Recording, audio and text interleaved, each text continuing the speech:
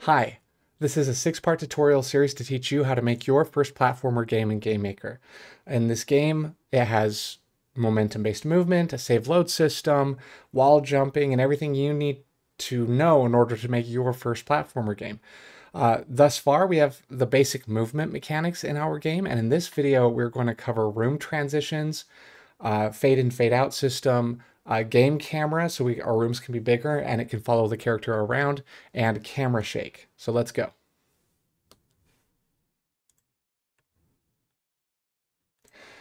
All right, so we're going to build the fade in, fade out system with a script and with a transition object that's going to appear to black out the screen whenever we want it. So first, let's create a new object, and I'm going to call it OFade. Add a create event, and write. So declare some variables. So fade out will be a variable, and we're going to declare it as false. A equals 1. As you know, A is going to be for the alpha value, or how transparent the fade in, fade out object is. Target room equals no one. Fade out rate equals 0.05. Comment how fast to fade out. Fade in rate equals 0.1. How fast to fade in. W equals display get GUI width. H equals display get GUI height. Now add a step event, and in it you're going to write our fade in, fade out code. So if fade out, meaning if fade out is set to true, means the room is going to gradually become more black and transition to a different room. Open curly bracket, close curly bracket, and I'm going to add a comment here. Fade out from clear to black. And then I'm going to add else, open curly bracket, close curly bracket, and the comment here, fade in from black to clear. So all the code in here is going to be our fade out code, and all the code here is going to be our fade in code. So let's start with the fade out code. Indent, if A is less than 1, open curly bracket, close curly bracket, add a comment. If not completely black, A plus equals fade out rate. Comment make more black. And then we're going to add else here. Else, open curly bracket, close curly bracket. A equals 1. Set to 100% black. Room, go to target room. So after it is completely faded out and the screen is completely black, it will then transition us to a different room or level or area in the game. Now, for our fade in code, indent, if A is greater than 0, open curly bracket, close curly bracket, comment, if not completely clear, A minus equals fade in rate. Comment make more clear. Else, open curly bracket, close curly bracket, A equals 0. Comment set to 0% black, and instance destroy. So lastly, we're going to add a draw GUI or draw GUI event. Everything drawn in this event will be drawn on top of everything else you see. That's what GUI stands for, Graphical User Interface. It's a cool feature in GameMaker that draws things directly to the screen that doesn't move around in the room. So that's great for a transition. We don't want anything to be missed when we're covering our room with this black object. So add event, draw GUI. Draw set color C black. Draw, oh, I misspelled that. Draw set alpha A, draw rectangle. And for the draw GUI event, any coordinates you put in here is going to be the window that the player is looking at, and these are not room coordinates. And so we can write for our top left corner of our rectangle to just be 0, 0, meaning the top left corner of the game screen for its x and y coordinates. And for its bottom right corner, we can do those variables that we declared in the create event, which is w and h. If you recall, w and h is the width of the GUI or the width of the screen, and h is using this function to get the height of the GUI or the height of the screen. And then we want this to be an outline. No, we want it to be filled in, so we write false or 0 there. And then afterwards, because we changed the alpha here, we got to write draw set alpha 1 at the end. So that's everything for our transition object. So when we create this object, we can tell it, hey, you're going to be a fade in here. Or if we create it somewhere else, we can say, hey, you're going to be a fade out here. But we need a system to create this object and make some adjustments to it as needed. So now let's write the scripts, a fade in script and a fade out script. First, create a new script and call it fade in. Make sure it's named fade in over here and over here. Indent and write if instance does not exist.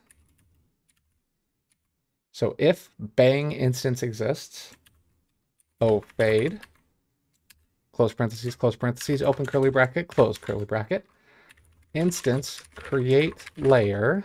Let me expand this a little bit. Now here, since the object is going to be drawing the black screen to the GUI, it doesn't really matter where the fade object gets created. And we want to have anything in our game be able to create it. So instead of writing X and Y here, meaning, hey, create this wherever the calling instance is currently located in the room, we might have a room's creation code run this script, and a room does not have any default X and Y coordinates. So you have to put some number here, make it 0, make it 10, make it 100. It doesn't matter. I just put 0 when I need to add numbers here. So 0, 0, and we're going to do it in the player layer. And the object is going to be fade.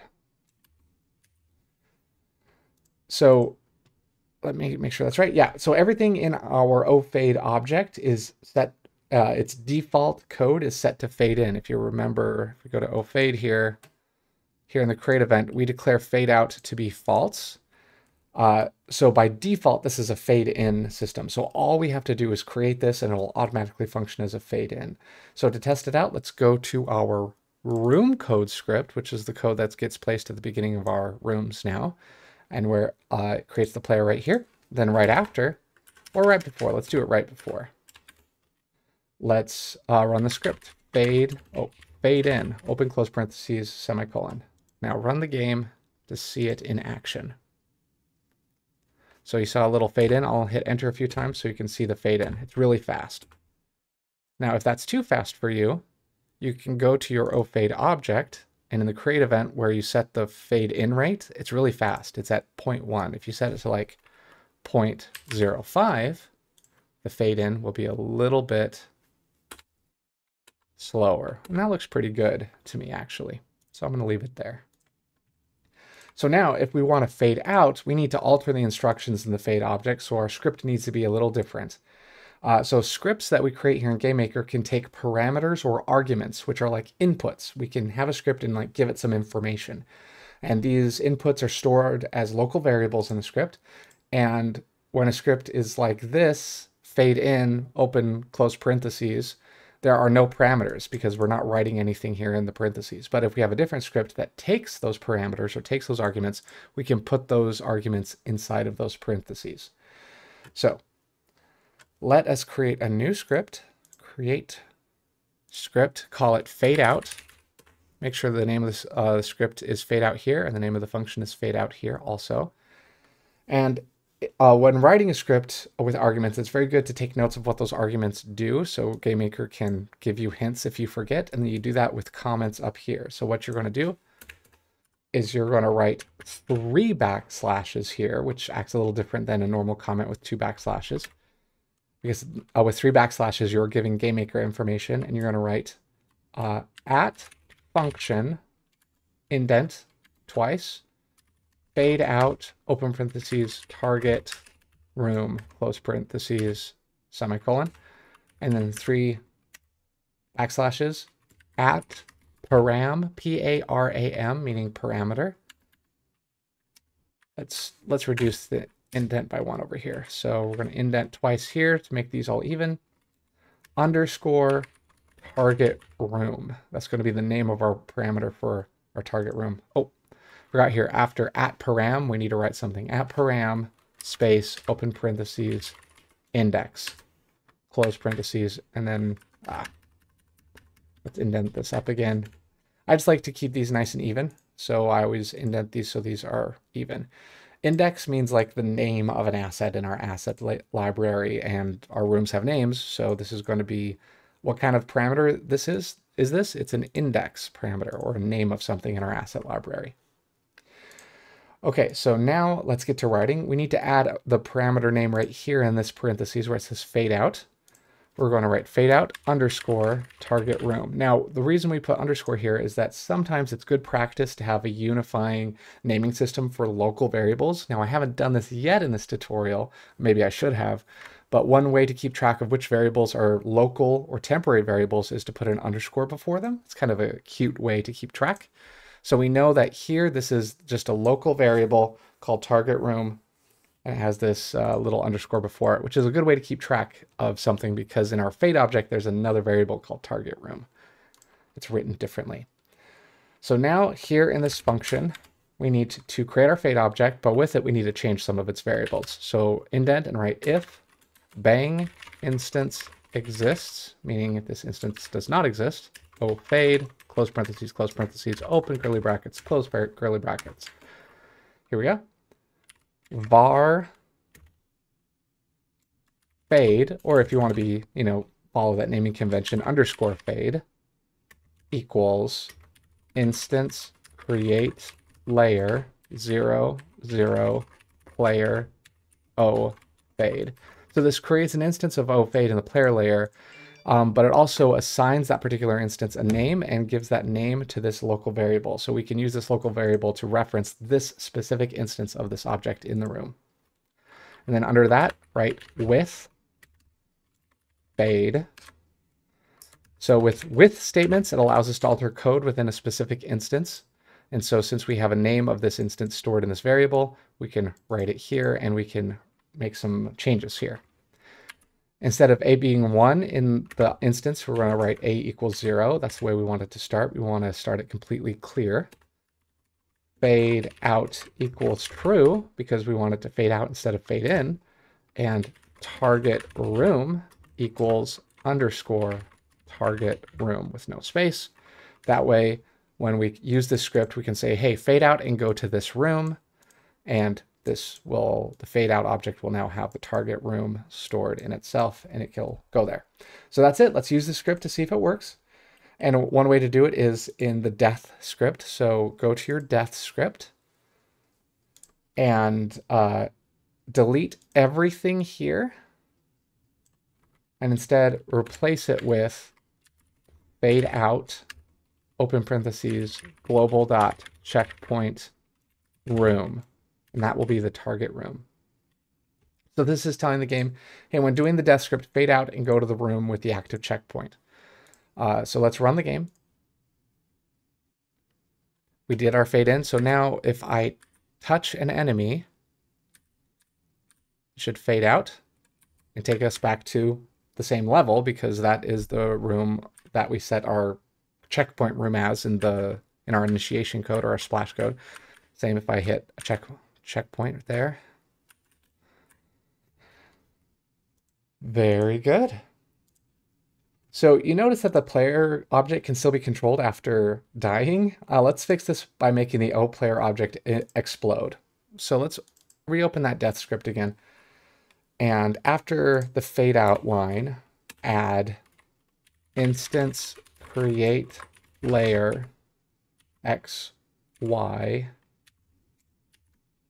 player O explode. Now we had this O explode for enemies. We're going to use it also for the player object.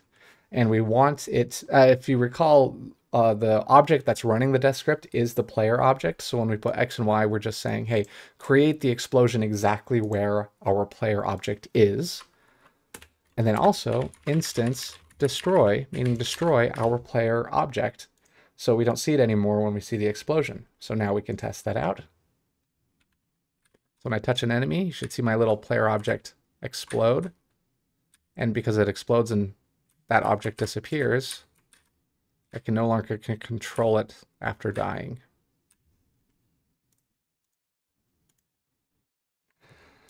Let's make it so the player can't move also during fade-ins or fade-outs, because right now when we run the game... Hold on, let me select that. I can control the player during fade-ins and fade-outs. Well, fade-ins at least. And I want to make it so you can't control the player when it's fading in. So let us add some code. Let's open the OPlayer object. Let's minimize this, minimize this, minimize this. Okay, so where we're going to be altering code is here in player inputs. And we're going to wrap all of this in an if condition statement. We're going to write if bang instance exists, O fade, meaning close parentheses, meaning if there's no fade object present, open curly bracket, and then after all the inputs, close curly bracket.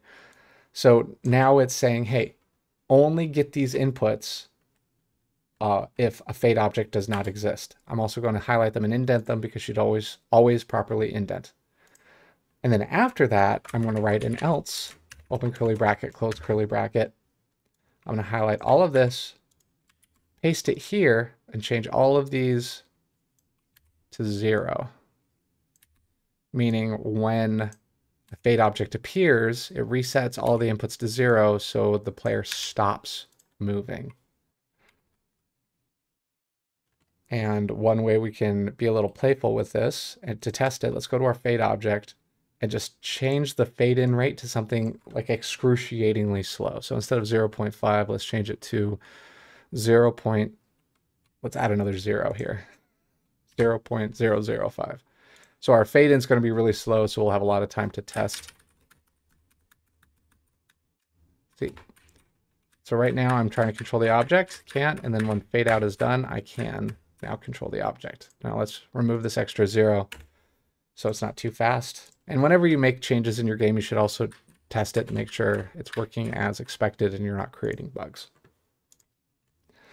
All right, now let's start moving between rooms using this transition script, because as you recall, in our fade out script, we have this parameter of target room. So when we fade out, we go to a target room, so we can go to new levels or new areas in the game. Let me zoom in on my notes a little bit so I can see them a little better. There we go. So first we need a sprite for a door object. This door object we're going to use so that when the player character touches the door, it initiates a transition to a different room. So go to sprites, go to create sprite.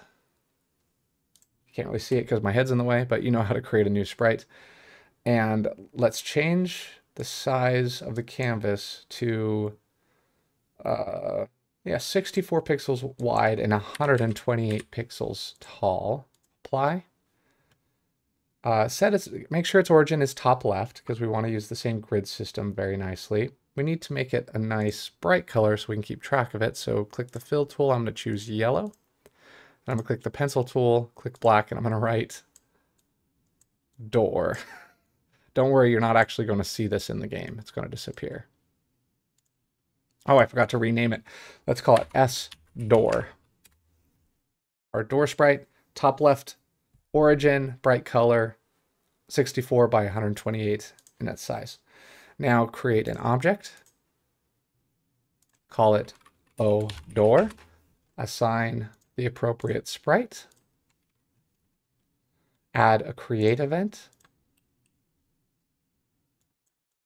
and write target X equals 0, target Y equals 0, target room equals no one. And in the step event, write if place meeting x, y, o player, close parentheses, open curly bracket, close curly bracket, fade out. Target room. We're actually also going to add a few extra parameters here that we need to add to our script. Target x, comma, target y. So that when we change rooms, not only are we telling this script which room to go to, we're also going to tell it where to place our character in that room. So you can say, you know, go to this room and put the character at 50 pixels by 100 pixels. So we have way more control about how we transition to different areas in our game. So now we need to change the fade out script to include these two parameters here. So open our fade out script and add some more information up here. Triple backslash at param space open parentheses integer indent. Now this is a little longer, so I'm going to indent these other ones so they're all level, even, I guess. Underscore target underscore x. Now another cool thing is you can add comments here to tell GameMaker or to remind you what they do. So after target room here, I'm going to indent twice again. Or actually, let's start up here with target room. No, let's start here with target. There we go. Target room, I'm going to indent twice and write the room to transition to. Here, I'm going to indent a few times to make it level. The target X location for the player object. Write triple backslash at param integer underscore target underscore Y, indent target Y location for the player object. And then here we need to add the extra parameters. So comma underscore target underscore X, comma underscore target underscore Y. These will turn yellow in a moment. They did. All right, after function here, before our if condition statement, we will write global dot target X equals underscore target X, semicolon, global dot target Y equals underscore target underscore Y. And that's all the code we have to write there. Now we need to declare these global variables because we haven't actually declared these yet. This is brand new. So it's pretty easy. All we have to do is go to our splash creation code. And here we can write global.target x equals, and here's a funny thing. We want to write the same numbers as we have for checkpoint X and Y to start the game, even though it will change as the game progresses. But since these are going to be the same, and I'm writing target X after checkpoint X, I can actually just declare target X as being the same as checkpoint X. Global.target Y, target Y equals global.checkpoint Y. Yeah, so this will be changed later because we're not every time we have a new target location in a new room, that's not going to be the new checkpoint, which is why we have different sets of variables. But to start the game, just to declare these variables, we want them to be the same. So that's one way to do it. Close out of that, close out of that. And we're going to clean up our workspace a little bit. Now open our room code. This is the code that runs at the beginning of a room. And here where it creates our player object, instead of writing checkpoint X and Y, we're going to write target X, target Y, because we want to be able to transition between rooms without necessarily saving the game. Close out of that. And in our death script, we want to change the fade out command to include our new parameters. So checkpoint room, yes, comma, global dot checkpoint x comma global dot checkpoint y. So this is we're altering the fade out script in the death script. So this is specifically when we die, we want to go back to the checkpoint room and the checkpoint X location, the checkpoint Y location. So run the game and everything should look and act exactly as it did before, but we just want to check it to make sure we didn't create any bugs. So the fade in works when we die. Okay, so everything is working exactly as it has before. But now we can implement our door system. Exit out of that. In our level 1, we're going to place the door at a place that makes sense. Let's do this in the checkpoints layer, but first we need to click the player layer and remove some of these blocks. I altered the level a little bit, but I'm going to create the door over here. So I'm going to remove these blocks and add them back. Let's add them back right here. And we're going to place our door object right there. And select the checkpoints layer. Oh, I minimized my asset library. If you hover over here, you'll see a little button you can click to bring it back. Checkpoints layer, door. I'm holding the Alt or Option key with laptop mode turned off so I can paint with objects. And I can select it right there. That's going to be our door right outside our room. So we won't, well, one, this door is going to disappear. But even so, we want to see our player object walk outside the room just a tiny bit. And that's one way to do it, is to put it a little bit outside of our room. Oh, I closed out of that too fast. Now, after I've placed this, what you want to do is make sure the checkpoints layer is selected, double click on that, and you get a little menu here, and you can actually alter the creation code of this specific instance of this object. So go to creation code, and we're going to give it some information. Oh, but before we do that, I am so sorry, I got ahead of myself. We need to create a new room. So let's close out of that. And one easy way to create a new room, highlight our level 1 and hit Command or Control D to duplicate it. You can also right click and go click duplicate. And it's going to copy and paste it there. And I'm going to call it our level 2. Now you open our level 2, it's going to look exactly the same, but we're going to change how it looks so we know it looks like a different, room. We're going to be entering in, we're going to be leaving level 1 to the left of the room, so we want to enter on the right. So I'm going to do that here. Block. Yeah, that seems about right. Yeah. This is where we're going to be entering in. Let's remove all the baddies. We don't need them right now. Let's leave one checkpoint up, but just to test our checkpoint system, but we don't need more. Let's create a hazard here, just so we can test other things. Yeah, that's good. This is our level 2 now. Sorry, I have to change a few more things because it looks ugly. There we go. So now we definitely know this is level 2. It looks decisively different.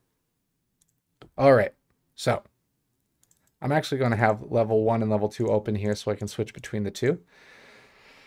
So we have our door object. We're going to give it some information. Again, make sure checkpoints layer is selected, double click on it, creation code. Now we can give this particular instance different information from the base object, and we're going to write target X equals something, target Y equals something, and then target room equals our level 2. So we're going to transition to level 2, or our different area, and we need to tell it where to create our player object. So the way I like to do that is to just click over to our level 2, select the player layer, turn off the grid, select the player. Now we're not going to place the player, we're just going to check out coordinates. So I want the player, zoom in a lot, I want the player to be created right here. So what I can do is place it there, double click on it, and then get its coordinates, 925, by 550. So let me take note of that. 925 by 550. Close out of that and immediately delete that player object so we don't mess with our code. We can't have player objects placed in these rooms or it won't work. So now back over here, I look at my notes, 925, 550. Now before we run the game to see if it all works, let's walk through what's happening step by step. Our player object is going to touch the door. The instance of that door has specific target locations added to its instance creation code. The door object's step event has a check saying, hey, if the player touches you, run the fade out script and go to the target room listed in the instance's creation code that we just altered in the room. Same with target X and target Y. Then the fade out script takes over. So look at our fade out script. Our fade out script sets some global targets to be what we input into the script. It creates a fade object, sets it to fade out, goes to the new room. Our new room opens up, which is our level 2. And here in the creation code, we have a script to create our player. If you look at room code, it will create our player at target X, global.targetX and global.targetY. And our player should appear where they're supposed to appear. So let's run the game and see if it works. So I have a checkpoint right there. And now I'm in room 2. If I jump over that checkpoint, still works. And watch this. Let's jump over that checkpoint so we don't even touch the checkpoint. Jump over this checkpoint and die. Takes me back here. And if I touch this checkpoint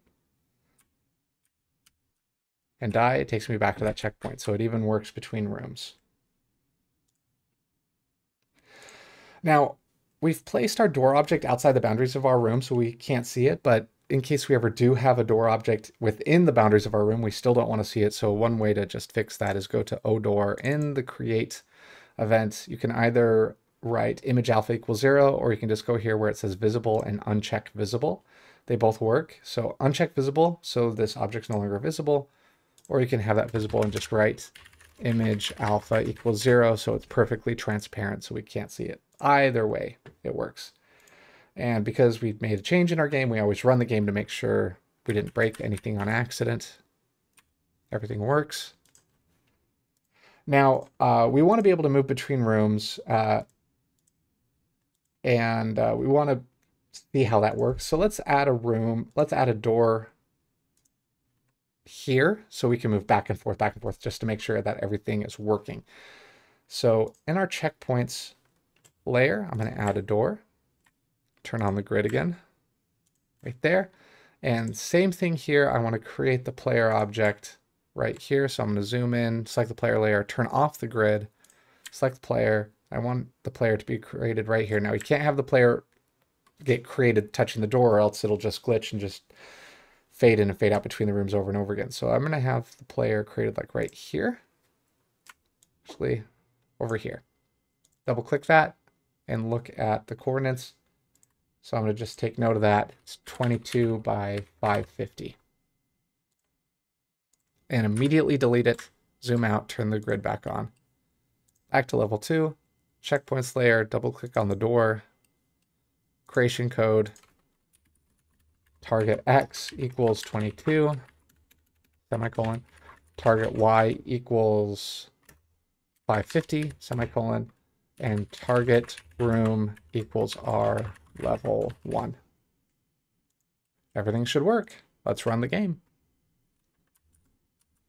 We should be able to go level 2, back level 1, back level 2, back level 1. We have a door system with fade in and fade out. So lastly for this video, let's create a camera system so that our rooms can be a lot bigger than the screen, and the camera or the screen will follow the character object around the room, and also a cool screen shake effect that we can add to the camera and we can add where we want it in the game. So First, our level 1, we need to make it much bigger. Given the size of our blocks, which I believe are 60 by 60, right? 64 by 64. We need to do some increment of 64 by 64 to just make it work well with our blocks. So I would recommend changing the width and height of room 1 to be 1600 or 1600 and a height of 1280. That just works well with the size of our blocks. And you can zoom out, and our room is so much bigger now. And we're going to add blocks and objects as needed here. So the player layers where we have blocks right now, right? So I'm just going to add blocks all around. Then over here,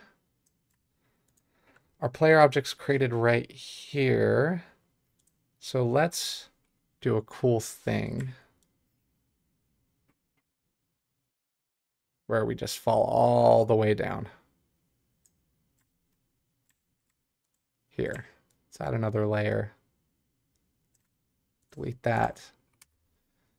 Delete that, delete that, so we can come back up and around and really test out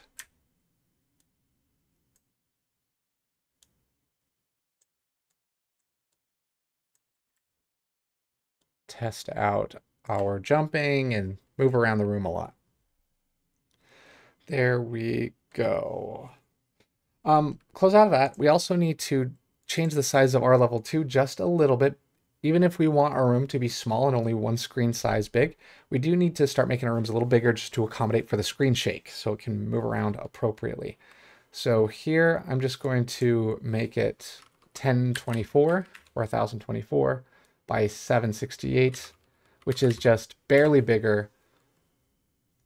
Oh, I accidentally wrote that in my notes. Oh, I did it here too. Okay, good.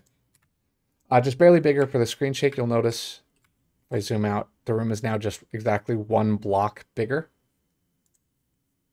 Width and height. And I'm just going to move things appropriately. So player layer, let's adjust these blocks.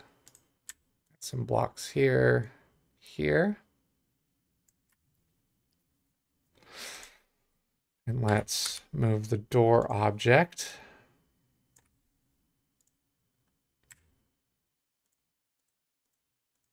Here, I think our player object is now going to need to move over like 988. So let's open our door here. Creation code. Let's change this to like 988. We can keep the Y location the same since it's the same height.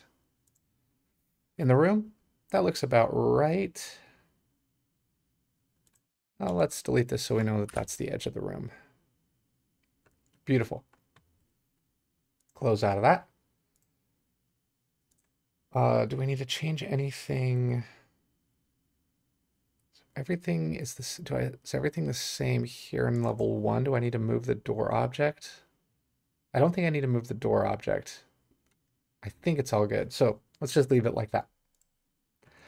Now to set up the camera system in our level 1 and our level 2 in the properties, we need to make some changes. So first let's do it to our level 1. Open that up. And here you'll see a drop-down menu for viewports and cameras. Open that up. Check Enable Viewports. Then go to Viewport 0. Open that up. Check Visible. And then set the camera properties and viewport properties with width and the height being the same, which is going to be the size of our screen, is going to be the same size as the camera. So 960. But down here, width 960. Then here for height, 704. Down here for height, 704. So you're going to see a white rectangle appear, and that's going to be simulating our camera or our screen that's going to be following around the player object. Now we need to do the same thing in our level 2, so let's not forget that. Open our level 2, viewports and cameras, enable viewports, check visible under viewport 0, change these coordinates 960, 704, 960, 704. That's all working. Close out of that now. Create a new object, call it OCamera. In the OCamera create event, write, we're gonna add a little description, 3 backslashes at description, space, indent, setup camera. Cam equals view underscore camera, open square bracket, 0, close square bracket, semicolon. So this is going to set the camera in the room and give it a name in this object called cam. Cam underscore follow speed equals 16, semicolon, comment, lower is faster. Follow equals O player, semicolon. View underscore W underscore half equals camera bit view width of cam times 0.5. You could also do divided by 2, the exact same thing. Here I'm just going to do times 0.5, semicolon. View H half equals camera get view height of cam times 0.5. X2 equals X, Y2 equals Y. And in the step event, write, comment, update destination. If instance exists, follow. So we declare it with the follow object being player, but sometimes we might not have a player object. Say the player dies and it gets replaced by the little explosion.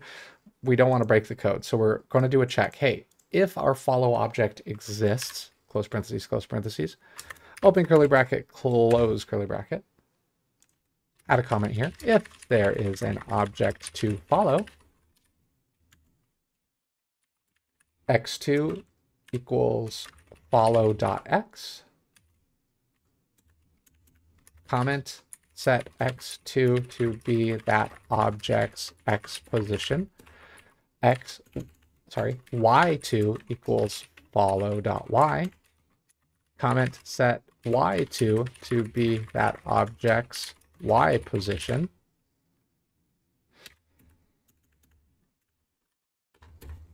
comment, update object position,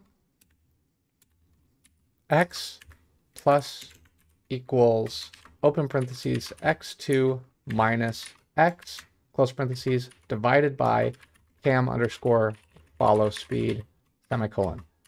Comment, moves slower the closer it gets to the follow object. Make this a little wider. And you guessed it, y plus equals y2 minus y. A lot of people encounter bugs here because they accidentally write x2 or x here. So just double check, make sure you're writing this correctly. Y plus equals y2 minus y divided by cam follow speed semicolon. Comment, moves slower the closer it gets to the follow object. Next, write a new comment. Keeps the camera from leaving the room boundaries.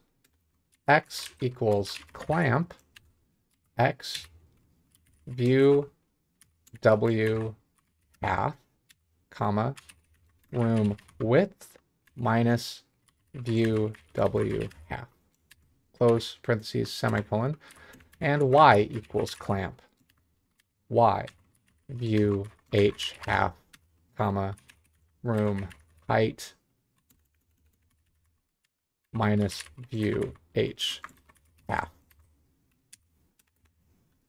And then lastly, comment, update camera view. Camera set view POS, meaning position. Open parentheses. Cam will be the camera.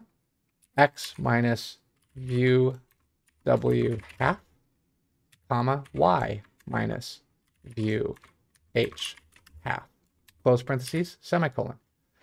Whew, so that's all the code for our camera object. We update its destination because we want the camera not to always perfectly follow our object, but kind of like smoothly follow it. So we need an object for the camera to follow. So it does that.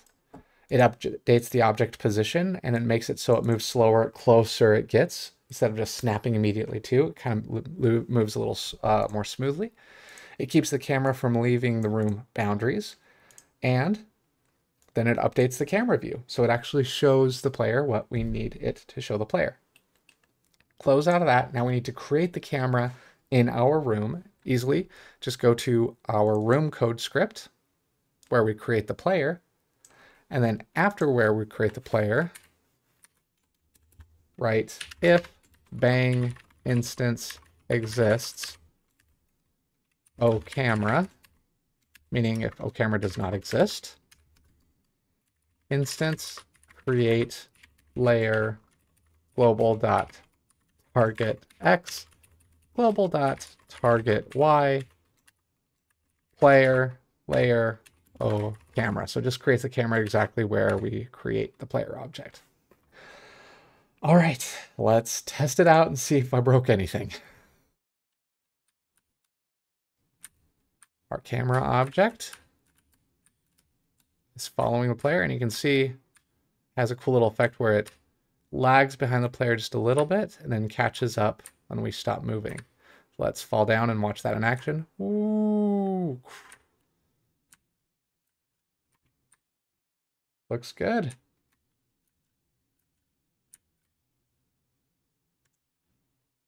Now let's add a screen shake effect to use with the camera, and adding a screen shake is rather easy with this camera object the way we've coded it.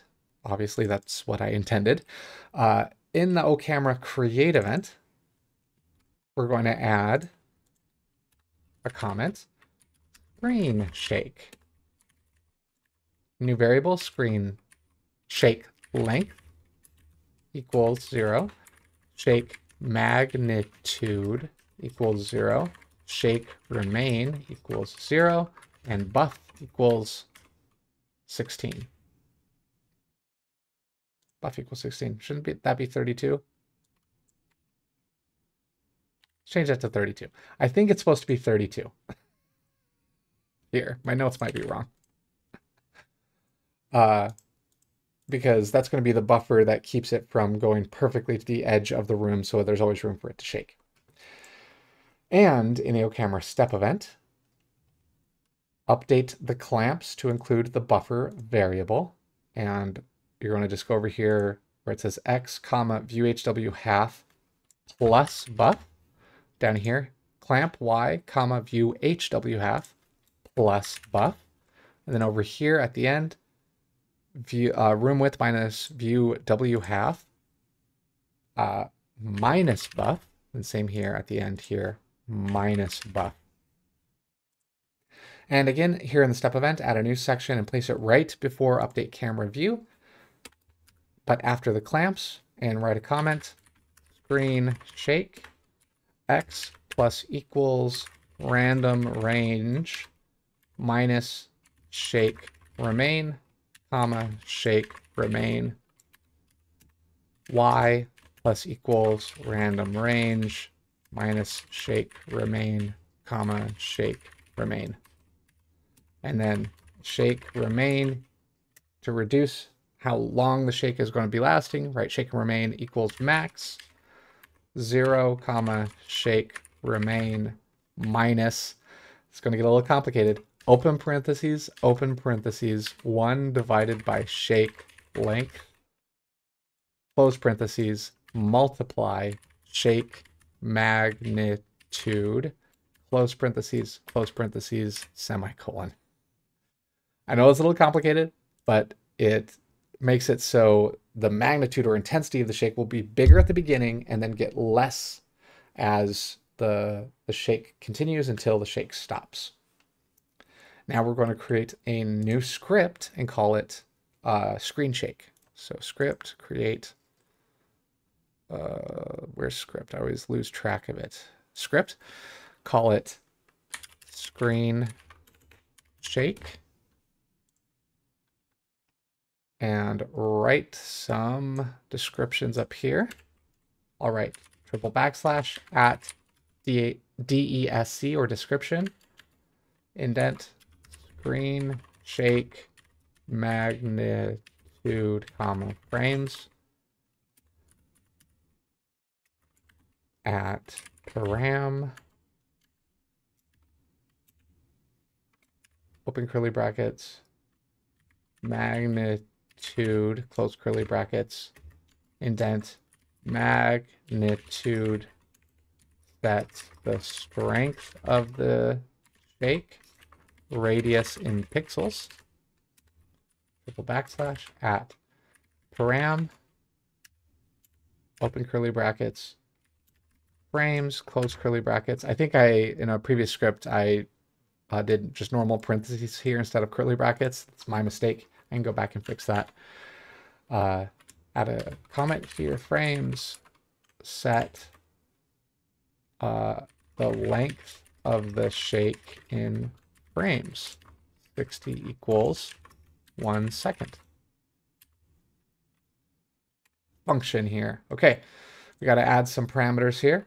Underscore magnitude, comma, underscore frames.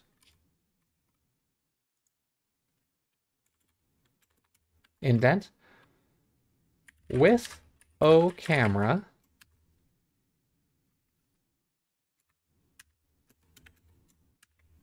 open and close curly brackets, indent if underscore magnitude is greater than shake remain,